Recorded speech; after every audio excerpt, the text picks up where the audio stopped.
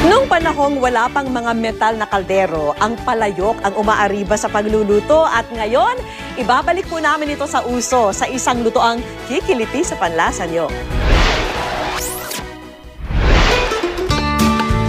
Para maluto ang ating mga paborito, bukod sa apoy, mahalaga rin ang lalagyan ng paglulutuan. Ang binulo o binutas na kawayan ang isa sa mga sinauna nating lutuan na dala raw ng mga Indochino noong 1500s. Nakatulong, ngunit naging limitado pa rin ang pagluluto. Kaya naman, laking ginhawa ng gamitin natin ang palayok o belanga na nagmula naman sa mga Indonesian. Dahil dito, naging posible na ang pagluluto ng sari-saring putahe gaya ng mga tradisyonal na sinabawang ulam. Kaya namang bibigyang pugay ni Chef Chris Esguera ng Apicius Culinary Arts ang classic na lutoang ito. At ang good news nga natin ngayong gabi, sari-saring recipes na maswak lutuin gamit ito. Mula sa mga kababayan nating Ilonggo, isang tipid recipe na gawa sa tirang inasal na tinatawag nilang nilagpang ang ating lulutuin. Para rito, kakailanganin natin syempre ng manok o ang kanilang famous inasal. Gagamit din ng kamatis, luya at sibuyas. Maghanda rin ng mga pampalasang paminta, patis at bagoong. Mag-isa muna tayo ng inihaw na sibuyas at bawang. Pag mainit na ang palayok, igisa ang luya, sibuyas at kamatis.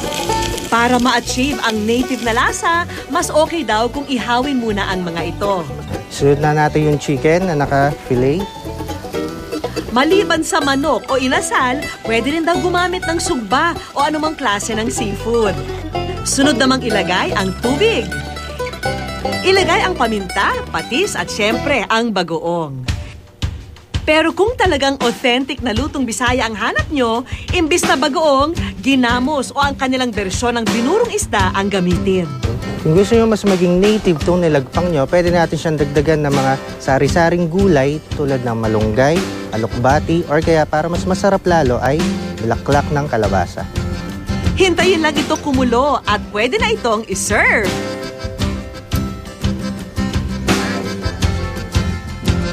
Dahil din luto sa palayok, buhay na buhay ang kulay ng mga sangkap.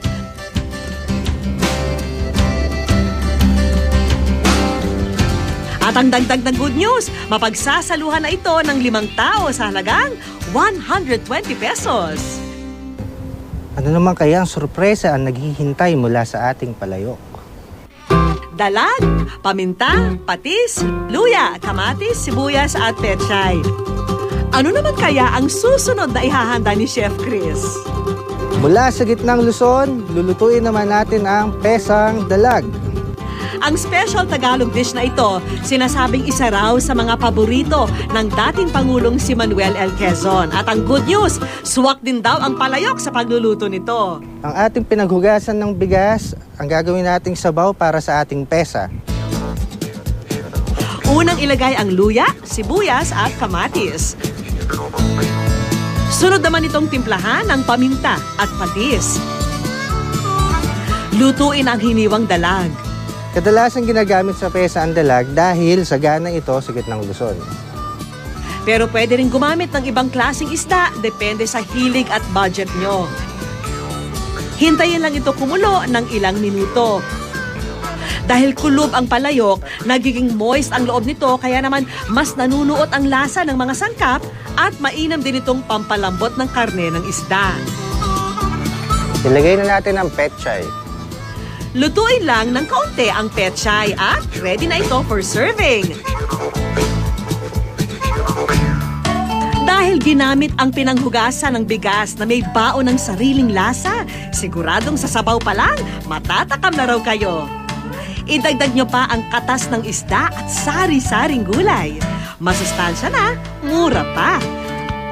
Ang pesang dalag, mapagsasaluhan na ng buong pamilya sa halagang 70 pesos lang.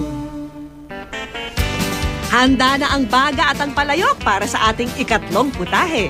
Maging ang mga Bicolano ay meron ng special clay pot dish at tawag nila dito, sinanglay. Pagdating sa pagkaing maanghang at magata, Expert dyan ang mga Bicolano. Pero maliban sa Bicol Express, meron pa silang isang lutuing pinagmamalaki, ang sinanglay. Para rito, kakailanganin ng maraming pechay. Ito kasi ang gagamiting pansapin sa palayok at pambalot sa tilapia. Maghanda rin ng asin, luya, kamatis, bawang, sibuyas at syempre, dahil Bicolano dish ito, hindi mawawala ang sili at gata ng niyog. So una nating ihahanda yung ating tilapia. Sa isang bowl, pagsamasamahin ang kamatis, sibuyas at luya. Budburan ito ng asin, depende sa inyong panlasa. Ito na ang magsisilbing palaman ng ating tilapia. Ipalaman ito sa bandang tiyan ng isda. At matapos lagyan ng lahat ng tilapia, ready na tayo for the next step. Babalutan lang natin ng pechay ang ating mga tilapia bago natin pakuluan sa gata.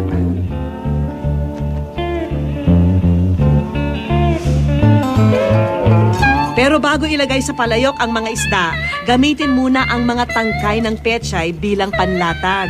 Importante ito para hindi dumikit ang balat ng isda sa lutuan. Ipatong na rito ang tilapia. At ibuhos na ang gata ng niyog. So hintayin lang natin maluto yung ating tilapia. Ang sabaw ng ating sinanglay ay hindi dapat malabnaw at hindi rin naman naglalatik. Gitna lang dapat. Medyo namumuo ng konti yung gata pero kulay puti pa rin. Habang naghihintay, ihanda na ang siling haba. Maaari ring gumamit ng siling pula kung gusto nyo ng dagdag anghang. Pagkakulo, idagdag na ang natirang pechay at ang sili. Konting tiis na lang at matitikman na ang nanuot na gata sa laman ng tilapia.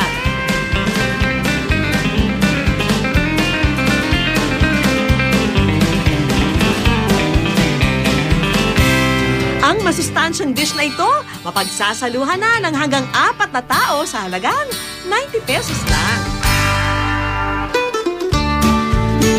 Ang mga sinaunang paraan, hindi naman kailangang manatili sa nakaraan. Sa katunayan, para sa mas malasang paghahanda ng mga putahe mula sa iba't ibang bahagi ng bansa, patok dyan ang good news na hatid ng Palayok.